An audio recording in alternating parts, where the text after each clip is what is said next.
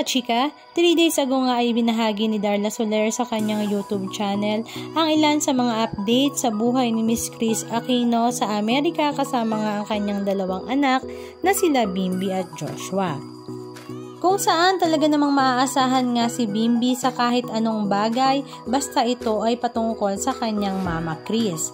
At the same time ay kayang-kaya na nga rin niyang maging hari ng kusina at magluto ng iba't ibang potahe para nga sa kanyang mama Kris. Kung ano nga daw ang i-request nito na gusto niyang kainin ay kayang-kaya nga daw lahat lutuin ni Bimby.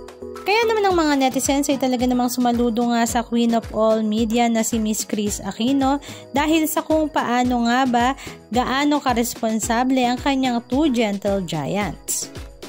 At ibinuking nga rin ni Darla na si Bini Maloy pala ang crush ni Bimby. Samantala, ibinahagi naman ni Miss Kris Aquino sa kanyang social media account na last sa Thursday din ay lumipad na nga sila pabalik dito sa Pilipinas kung saan talaga naman ang kanyang mga fans ay tuwang-tuwa sa napakagandang balita na ito. Bumalik nga dito sa Pilipinas si Miss Kris Aquino hindi nga dahil sa tuluyang magaling na siya, kundi mas may nabuti nga niya munang bumalik pansamantala dito sa Pilipinas dahil talaga namang miss na nga rin niyang makasama ang kanyang buong kapamilya. At the same time ay ito nga daw sa ngayon ay battle to improve her health and the struggle to protect her vital organs. This is now the fight of her life. Kaya naman bumuhos nga ang pagbati sa kanyang pagbabalik at the same time ang dasal na kanyang kinakailangan sa bawat isa.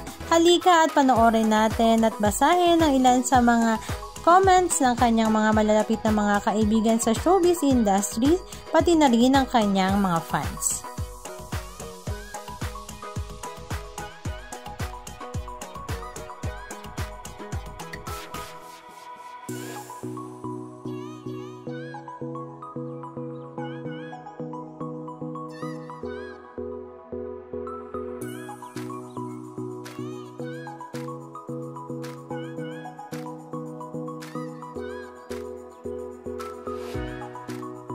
Anong masasabi nyo mga kachika? Just comment down below. And please don't forget to subscribe. Thank you!